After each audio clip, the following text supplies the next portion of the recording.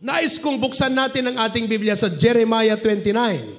Ito po ang aking panimula, Jeremiah chapter 29, verse number 11. Ito po, Jeremiah chapter 29, verse number 11. Okay? Pakilagay nyo sa screen at basahin natin ito ng sabay-sabay. Ready, go! For I know the thoughts that I think toward you, saith the Lord, thoughts of peace and not of evil, to give you an expected end. Makikita natin sa verse na yan, ang plano ng Diyos sa buhay ng tao, sa ating bansa, sa ating mga pamilya, at sa ating mga churches. Ang nais po niya, sabi niya, I know the thoughts. Ibig sabihin, may plano ako. At ang plano ng Diyos sa atin ay walang iba kundi kapayapaan. Hindi masama, expected end. Ibig sabihin, a prosperous life. Ngayon po, sino sa inyo ang gustong magkaroon ng buhay na masagana? Buhay na asensado? Buhay na pinagpala? Ngayon, kung hindi mo mararating yan, sinong may kasalanan? Diyos po ba? Hindi po. Sapagkat plano na ayon sa Biblia na ang Diyos pagpalain ka. Sabi mo sa katabi mo, God wants to bless you. Totoo yan. Sabihin mo muli. Baka hindi ho niya naintindihan. Sabihin mo muli, God wants to bless you. Okay. Ngayon, if God wants to bless you at hindi mo narating yan, kasalanan po ba ng Diyos? Hindi. Kasalanan natin yan. That is why, listen, it is very important that we make the right decisions in life. That's how to prepare for the future. Ang tinitignan po ng Diyos na future natin ay buhay na pinagpala. Subalit, kung hindi natin mararating yan, hindi po problema sa Diyos yan. Sa atin po yon. The reason why we will fail is because we made the wrong decisions in life. Naintindihan po natin? Napakaganda ang plano ng Diyos sa lahat ng tao. Nakakalimutan kasi ng iba na ang John 10:10 nakalagay po doon, the thief cometh not but for to steal and to kill and to destroy. Meron pong kaaway na ang gusto niya ay sumira, nakawin, okay, sirain, patayin ang magandang plano ng Diyos sa ating buhay. Sabi mo sa iyong katabi, may plano ang Diyos sa iyo.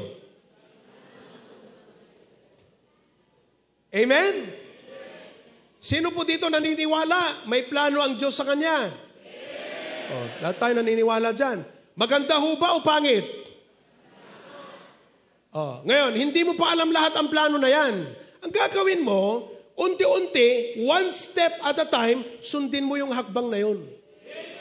Nung tayo po ay bata, meron po tayong activity na nilalaro na ang tawag, connecting dots.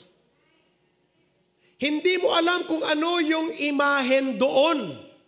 Ang nakikita mo lang, mga tuldok na may numero, numbered dots. At upang matapos mo, yung activity na yan, sundan mo ang numbering.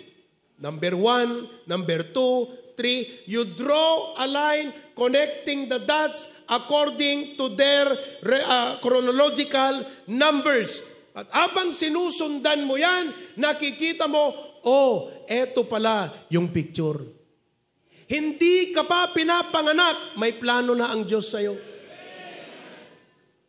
Subalit kung bakit ang tao nasisira ang buhay, nasisira ang kinabukasan, nasisira ang lahat. Bakit po? Sapagkat hindi niya sinundan ang plano ng Diyos. Nung ako po ay bata, marami akong plano. Ang tatay ko ay pastor. Kilala niyo lahat, si Pastor Jun. Nung ako po ay maliit, nung ako ay kinder, meron pong mga kaibigan na sinasabihan ako noon, uy bagtit, bagtit. Kasi ang pangalan ng church, Baptist. Kaya ang sabi sa akin, bagtit. Yun ang sabi sa akin. Nasasaktan ho ako noon. Tapos sinasabihan pa ako, pastor ni tatang mo niya, pastor Tinuang, pastor Tibaka, pastor Tikalding, masama po yung loob ko. Kaya sabi ko noon, kung ako man ay magpapastor, dapat una sa lahat, abogado ako. Sa mga bisita, mukha po ba akong abogado? Pwede? Pwede. Hindi man ako naging abogado, ako naman ay defender of the truth. Okay? Sabi ko noon, kung hindi ako magiging abogado, magiging doktor ako. Mukha po ba akong doktor? Sino mas pogi kami kay Dr. Lester? Pareho daw. Tas pogi yung pastor. Amen? Isang gabi, nag-visit ako dyan sa Provincial Hospital. Kasama kong aking pinakamamahal na asawa. Alas 9 ng gabi, after visiting hour. Noong mga time na yon, hindi pa ako aware na may ganong regulasyon. Pagpasok ko sa new building, sabi ng mga nurses doon sa istasyon, "Good evening, Doc." Sabi ko sa kanila, "Good evening." Mukha akong doktor. Diba? Sabi ko, hindi ako magiging abogado, hindi ako magiging doktor, magiging engineer ako. Subalit ho, ang lahat ng yan nagbago nung ako'y 14 years old. Nung ako'y nakapakinig sa panawagan ng Diyos, hindi po sa aking tenga, pero sa aking puso, ramdam ko na gusto ako ng Panginoon na maging pastor. Yun pala ang plano ng Diyos. At dahil yun ang plano ng Diyos sa aking sarili, lumaki ako na may paninindigan na wala akong ibang alam na magaling kundi Diyos lamang. Wala nang planong mas maganda kundi yung Kanya. Wala nang kalooban na mas matagumpay kundi yung sa Kanya. Ay dahil yun ang plano ng Diyos, sinunod ko yan. Ako po'y umalis sa sekundarya. I left the secondary education to enroll in the Bible College para maghanda na maging pastor. 14 years old ako noon. Pumasok ako sa Bible College bilang first year, pinakabata sa lahat naming magka-classmate. Ang aking mga classmate, yung iba'y college graduate, yung iba'y college level, may mukhang adult pa nga. Ako yung pinakabata. May kasama kong bata si Pastor Ian, pero ako pa rin yung pinakabata. Ngayon, nung ako'y mag-second year doon sa Bible College, naipakilala sa amin na may eskwelahan dito sa Lawag, sa Northside. Northside Bible Baptist Academy. At sabi nung pastor, sabi niya, pwede kang mag-enroll dyan. Habang nagpatapos ka ng college, tapusin mo yung high school. Nag-enroll po ako. To cut the story short, yung palang eskwelahan, kung saan ako nag-aral ng high school, ay merong mahigit 500 na Christian school sa buong Pilipinas. Na taon-taon ay may ginaganap na National Student Convention. Palarong pambansa. Nandyan po ang athletic, nandyan po ang platform, nandyan ang literary. Sumali ako sa extemporaneous preaching. Ginawa po ito sa Lingayen, Pangasinan, and by the grace of God, na-qualify ako to represent the Philippines and go to America. Plano ko? Hindi. Plano niya. Anong plano ko? Abogasya. Anong plano ko? Inhinyero. Anong plano ko? Pagdoktor. Anong plano niya? Mas higit. Kaya po ang ganda ng verse na to. I know the thoughts I think toward you. May plano ang Diyos sa iyo. Kaya kung sa buhay mo, gusto mong tignan ang kinabukasan, huwag kang tumingin sa pera, huwag kang tumingin sa building, huwag kang tumingin sa progreso ng kapitbahay mo. Tumingin ka sa taas, sapagkat ang Diyos nakatingin sa iyo at ang sabi niya, may plano ako sa iyo. O ngayon, di pumunta po kami ni Papa sa Amerika. That was back in year 2002. Sumali po ako sa preaching competition. Nung ako po ay magpipreach na doon sa isang chapel na maliit, yung 3 judge, binaban nila ang kanilang pen at tumingin sa akin ng ganyan. Pinanood po ako. Pagbaba ko mula doon sa platform, sinalubong ako ng isang judge. At ang sabi sa akin, "Son, would you like to enroll in the US? We will give you a scholarship." Grabe, no? Ganda ng offer. Pero hindi po namin tinanggap yon. Tinanggihan namin yon. Bakit ho? Mahal natin ang Pilipinas. O, di ba? Pambira. Akala nyo, kwento-kwento lang yan. Totoo yan. Ngayon, yung gabing yon, nakita ko yung aking pangalan dun sa malaking screen na nakalagay, Provi Cadelinia, Northside Bible Baptist Academy, Philippines. You see the management after the rally night. Pagkatapos po noon, nilapitan ko po yung MC at sabi ko, Sir, I am Provi Cadelinia. I saw my name on the screen before the service started. At sabi niya sa akin, you are recommended by your judges to render a command performance on the rally night. Kaya sa gabing po yun ng rally night na yun, sa harapan ng mahigit 6,000 delegasyon mula sa iba't ibang sulok ng mundo na pumunta para sa kompetisyon, ako po ay nag-preach sa kanila. Yung aking 8 minutes, naging 25 minutes, sapagkat sa bawat statement na aking binabitawan, ako po ini-interrupt ng mga palakpak ng tao. Sa aking sarili, sabi ko, Lord, hindi ko plano to, plano mo.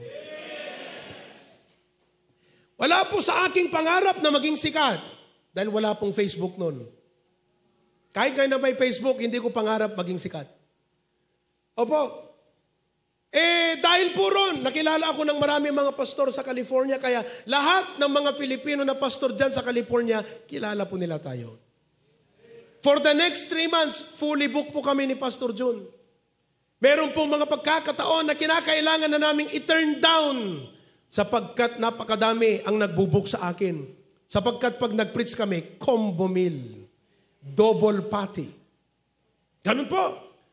And by the grace of God, pag uwi ko, nakilala na rin ako ng ibang mga pastor. Kaya bata pa ako, bumubiyahe na ako ng Visayas, Mindanao, nagko-conduct, nagpipreach sa mga conference, sa mga anniversary, sa mga seminars, sa mga trainings. Plano ko? Hindi. Plano niya. Ano kayang nangyari sa akin kung sinunod ko yung sarili kong plano? Kung ako'y tumungo sa sarili kong kagustuhan, kung sa akala ko yung plano ko'y magaling, ano kayang nangyari sa akin? Hindi lang natin alam. Pero ang mahalaga, sinunod ko ang plano ng Diyos. By the grace of God, by the time I was in my early 20s, I was already traveling to Asian countries. Nakatravel na ako ng Cambodia, early 20s pa lang noon. Vietnam, Singapore, yan po, mission trip. Alam ng mga members yan. Di po ba? Kayo ngayon nagbibigay ng love gift ko noon para may pera ako pang travel. Salamat po doon. Opo. And by the grace of God, sabi ko, all of these things, hindi ko pinangarap, hindi ko man lang hinabol. I never sought for all of these things. Bakit po? Sapagkat ang prinsipyo ng Biblia ay nananatili. Hanapin mong kaharian ng Diyos at ang kanyang katwiran at ang lahat ng ito ay pagkakaloob niya sa iyo. Seek ye first the kingdom of God and His righteousness, and all these things shall be added unto you. Magaling ang plano mo, pero mas magaling ang plano ng Diyos. At nais kong malaman mo ngayong umaga na kahit wala ka, Diyos pa rin siya. Pero pag wala siya, wala ka na sa buhay na ito. Ulit ko po, napakagandang verse. For I know the thoughts. Alam ko ang iniisip ko para sa iyo. Kaya ngayong umaga, gusto kong iparating sa inyong lahat. Hindi lang sa mga members, sa lahat ng nanonood, sa lahat ng mga bisita, ang ating kinabukasan ay hindi lamang po nakasalalay sa advancement ng teknolohiya o kung sino ang nakaupo sa Malacanang, sa White House ng Amerika, which is considered today the most powerful country in the world, or kung sino ang emperor ng China. Ang ating kinabukasan nakasalalay sa plano niya sa buhay mo. Maganda po ang plano ng Diyos sa iyo. Pagpalain, expected end, prosperous life. Pero kung hindi mo mararating yan, kasalanan mo yan. Bakit? Marami kang desisyong ginawa na mali. Maling desisyon, maling plano, maling pasya, maling hakbang. Kaya sa oras na ito, nais ko po na ang lahat tayo ay sabihin, Panginoon, tulungan mo ako na gumawa ng tamang pasya, ng tamang desisyon, sang-ayon sa plano mo sa aking buhay. Kung sabihin mo sa akin, Pastor, marami akong kamalian, marami akong kapalpakan, marami akong mga problema, marami akong mistake, marami akong failure sa buhay. Nais kong malaman mo, kahit gaano pa kasira ang buhay mo, kaya kang ayusin ng Diyos. Pero kung ang Diyos ang sumira sa'yo, wala nang makakaayos pa sa'yo. Amen po ba? Napakaganda ang plano ng ating Panginoon Diyos. Kahit ngayong umaga, nais ko pong maunawan nyo lahat, napakaganda ang plano pa sa'yo, but it all depends upon the decisions that you will make in life. Ito po ay isang general na topic. Applicable ito sa lahat. Bilang pastor, bilang barangay officials, bilang mga magulang, bilang mga estudyante, we are looking towards the future. Ito po ay napaka-timely na mensahe na dapat malaman at maunawan ng bawat isa sa atin. And as I close, bilang pangwakas, nagugulat tong mga AV, hindi itong outline ko kanina, iba na to. Oo, kasi po nung nakikinig ako ng choir, bless na bless ako, sabi ko, Lord, ibang aking ipipreach. Kaya itong aking sinasabi sa inyo, hindi po ayon sa outline na aking inihanda. Iba ito, galing sa puso. Bukod po sa mga plano na pangmundo, pangtemporal sa buhay na ito, ang Diyos ay may mas magandang plano para sa ating lahat. At ang plano na yan ay matatagpuan sa John 3:16 at ang nakalagay doon, for God so loved the world that He gave His only begotten Son, that whosoever believeth in Him should not perish but have everlasting life. Anat Ilocano ti eternal life. Anat kay kayatyo, biyag nga agnaynayon, wenno biyag nga agnanayon. Napintas ti biyag nga agnaynayon. Manaynayunan ti biyag, tawon mo ti rabaw ti daga. Ngem nang runa ti biyag nga agnanayon. Bakit po? Sapagkat pag namatay tayo, wala na tayong madadala. Pag ang bata, baby pinanganak, umiiyak, nagkuklose open, at ang sabi niya, kunin ko lahat ang aking makukuha. That's why we have the instinct of being an achiever. We want to achieve. We want to possess. We want to have the things of this life. Pero pag namatay, nagaganon yung patay, anong sabi niya? Wala akong nakuha. Wala kang madadala pag namatay ka. Hello? Ang mahalaga lamang pag namatay ang tao, saan pupunta ang kanyang kaluluwa. Listen to me, hindi mo kayang takasan ang patay. Pwede mo bang sabihin, pumaroon nga ako sa Singapore at baka hindi ako matagpuan ni patay. Kamatayan, you cannot escape death. You cannot cancel death. Hindi mo pwedeng sabihin, kamatayan, bigyan kita ng 1 bilyon, huwag mo muna akong kunin. Because you cannot cancel death. The only thing that you can do kay kamatayan sa kamatayan ay paghahanda. Ang aking tanong sa iyo, ngayong umaga, are you prepared to die? Tanungin mo ko yung katabi mo, handa ka na ba? Bihira, no? Papaano na kung ang araw na ito ang huling araw mo na sa balat ng lupa? Sino sa inyo dito ang makakapagsabi sa akin na buhay, na bukas, buhay pa siya? Wala ho. That is why you need to be prepared for death. And the only preparation that you can make for death is to receive Jesus Christ as your personal Savior. Wala pong relihiyong makakapagligtas. Tandaan nyo to. Ang kailangan ng tao ay hindi relihiyon, kundi relasyon.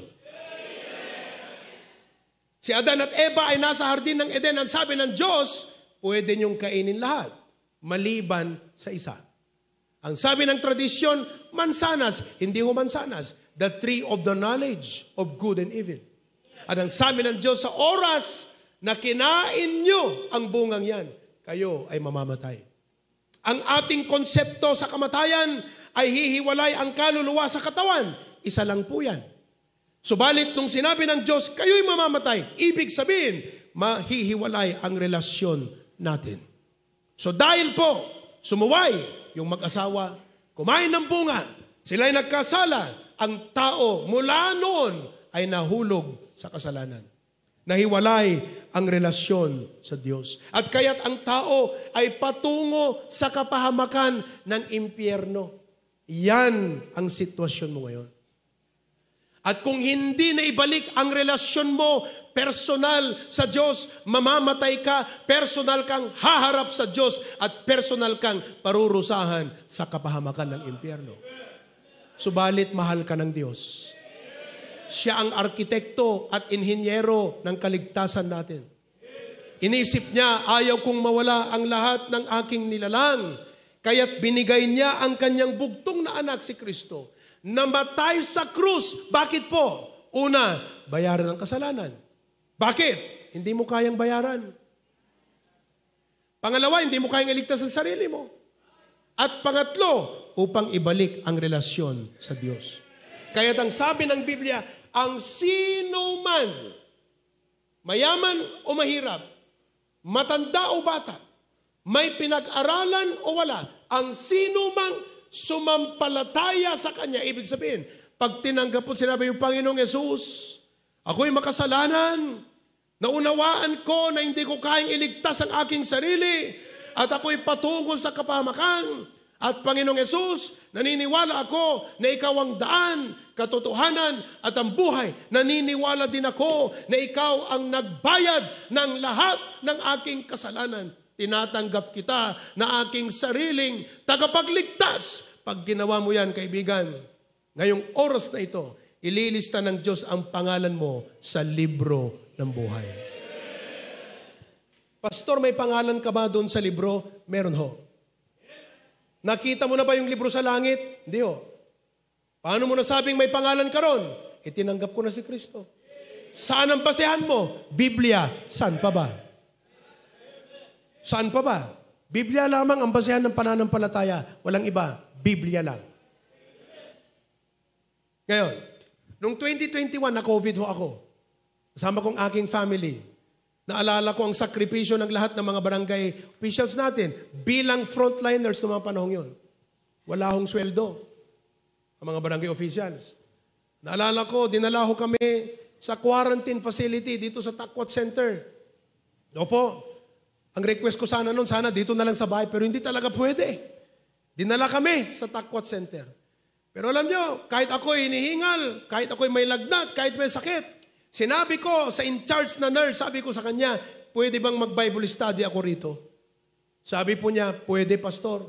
Pinasend ko yung speaker, dinala ko yung gitara, pinakuha ko yung gitara, at yung gabing yon, sabi ko, lahat po pumanhik dito at tayo'y mag-Bible study.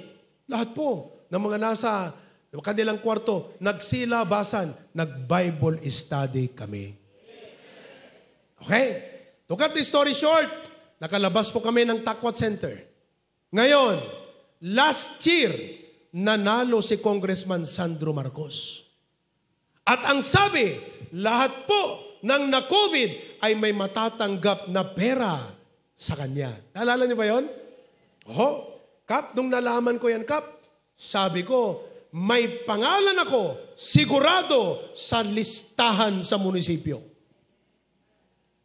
Tanong, nakita ko na ba yung listahang yon? Paano ko nasabi na may pangalan ako dun sa listahan? Dahil na COVID po ako. Paano ko nasabi na may pangalan ako sa langit? Dahil tinanggap ko si Kristo. Pag hindi mo tinanggap si Kristo ngayon, kahit saan ka pa nagsimba, kahit saan ka pa nagkapilya, kahit mabuti kang tao, ang sabi ng Diyos sa iyo, hindi kita kilala. Sapagkat ang kikilalanin lamang ng Diyos ay siyang tumanggap kay Kristo na kanyang tagapagligtas.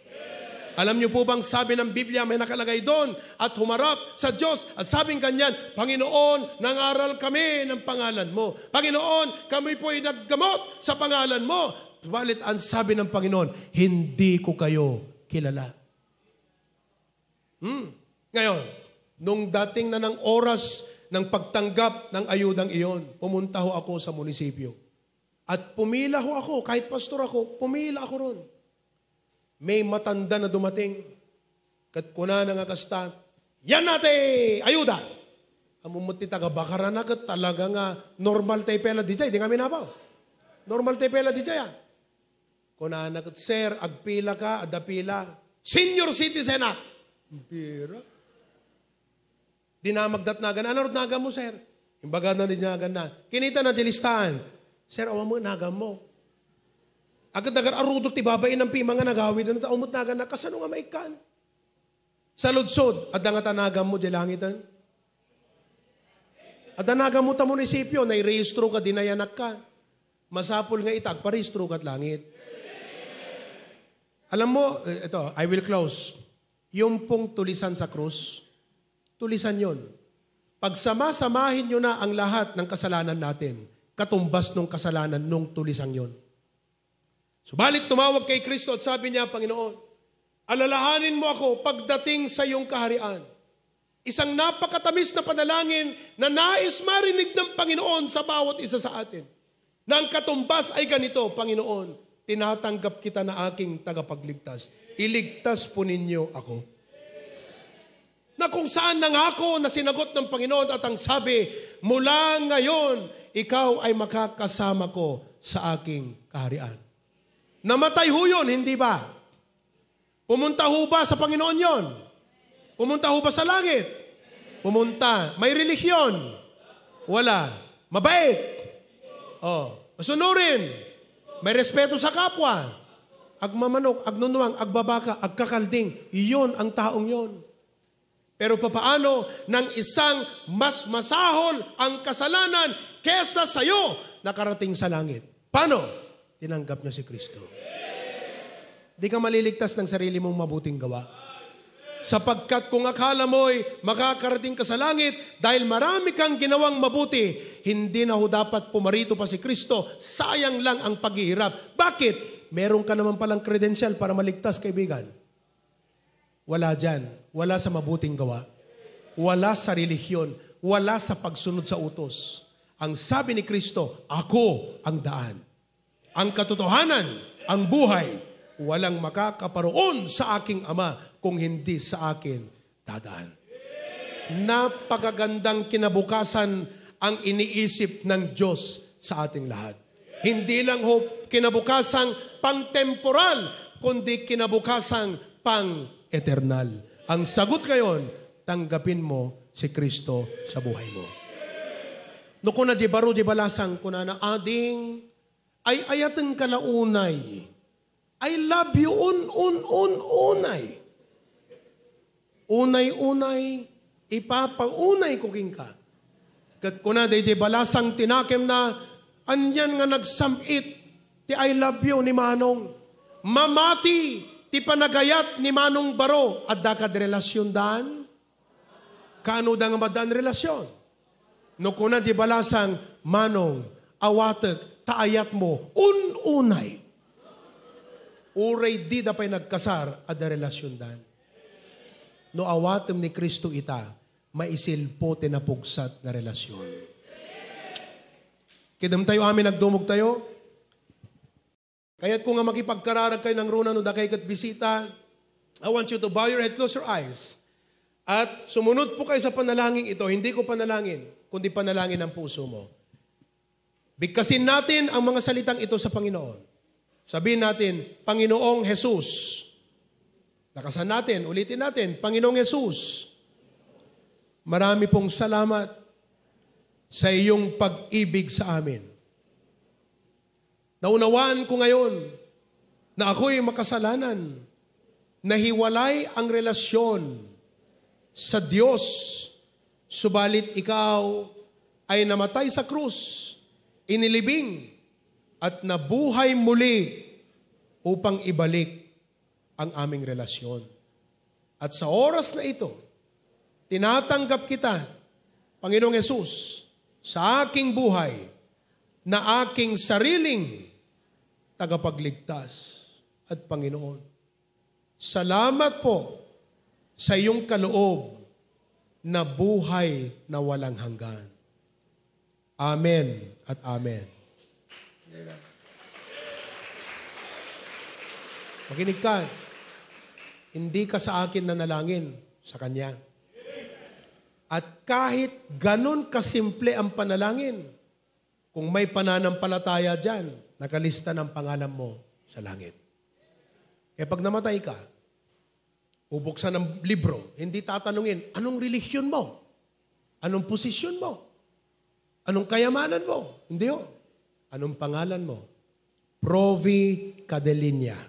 Ano? Kalagay. Cadelinia Provi. May pangalan ka. Welcome to heaven. Makakapasok ako sa langit, hindi ho dahil pastor ako. Hindi dahil naglilingkod ako. Hindi dahil gumagawa ako na mabuti. Kundi dahil tinanggap ko si Kristo.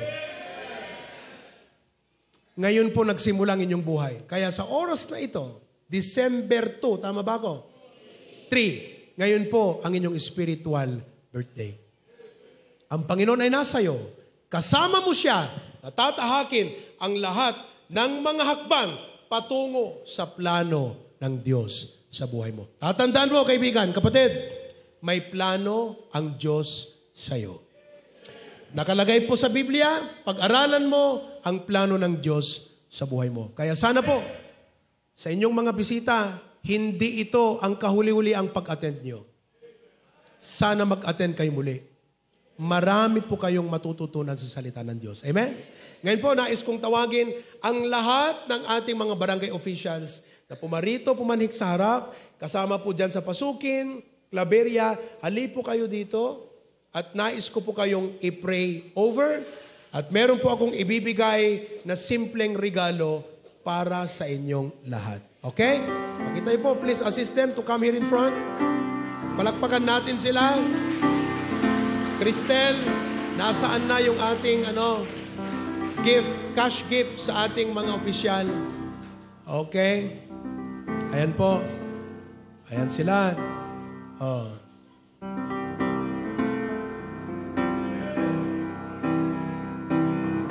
Amen.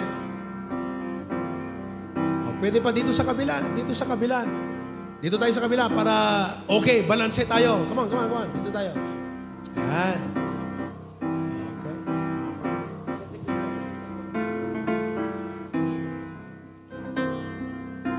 Okay. Oh. SK ka pala, no? SK? Kagawad ka? Oh, kagawad ng Bintar, Barangay 1. Ikaw, SK? Oh, pambirang yan. Okay. Oh. Ayan. Sila po ay representante ng mga barangay, ilang mga barangay sa bayan ng Bacara, Bintar, at ilan ay taga Sarat. Palakpakan po natin sila. Bago po ako magtapos sa panalangin, ay nais muna naming ibigay sa inyong aming regalo. Alam niyo po, yung ibibigay naming 500 pesos, halimbawa sa mga taga-barangay 4, uubos yun eh. Di ba? Yan po ay pahiwatig ng aming concern at panalangin para sa inyong physical na kalagayan. May the Lord bless you physically.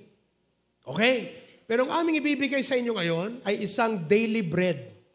Ayan. Bigyan niyo po yung mga daily bread natin. Tumulong kayo rito para mabigyan natin sila ng daily bread. Ang daily bread po na ito ay pang-araw-araw na pagkain.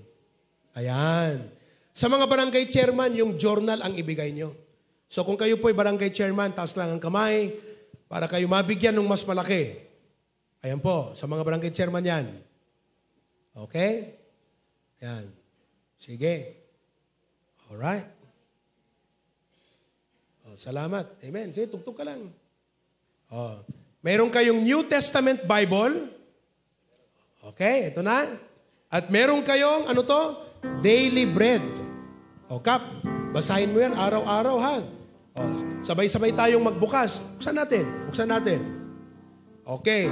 Anong nakita niyo sa first page? Our daily bread. O, second page. Salvation's New Hope. Sa third page tayo. Nakita niyo ba yung January 1? Ayan, January 1, sabi niya. Ang nakalagay sa taas, Fresh Start Effect. Nakita niyo po yan? Okay. Pagdating ng 1 ng Enero ng 2024, yan po ang babasahin ninyo sa umaga. Pagdating ng Enero 2, doon naman sa January 2. Araw-araw pong pagkain ng kaluluwa. Araw-araw na pagkain ng inyong pananampalataya. Amen? Kung kayo ay malakas sa pananampalataya, magiging maganda ang inyong pakikitungo.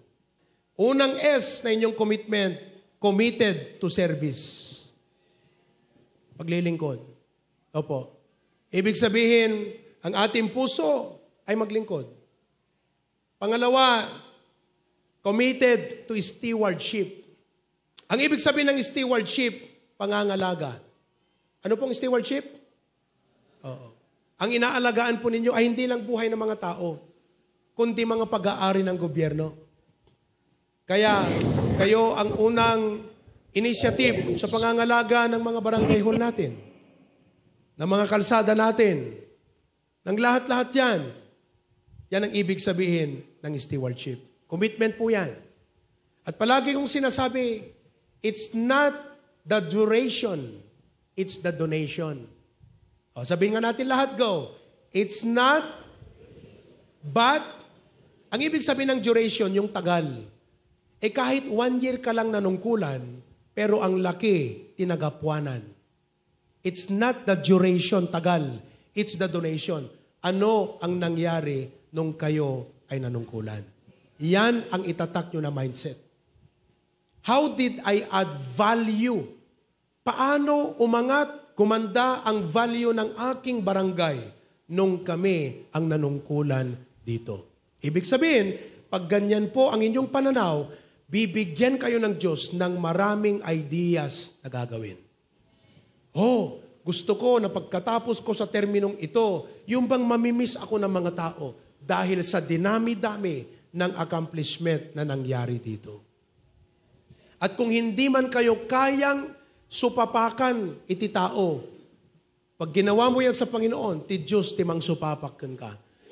I always tell this as a principle. Pag nagbigay ako sa iyo, hindi mo man ako masusuklian, pero ang Diyos ang magsusukli sa amin. Kaya niya, binigyan namin kayo. Ano po? Hindi nga lang sapat. Alright? Pero ang Diyos ang susukli sa amin ng mas marami. So yan ang stewardship. Number 3, commitment to integrity. Big sabihin, righteousness. Amen? At last, commitment to spirituality. Ibig sabihin, kilalanin ang Diyos. Kami po ay anong tawag dito? Iopreser. Ano tawag dito iopreser? Ino-offer po namin ang aming serbisyo. Na kung nais nyo, sa inyong mga meeting, halimbawa, ay makapagbigay kami ng 15 minutes na Bible message para lang ma-prepare ang puso nyo, handa kami niyan. Just call us.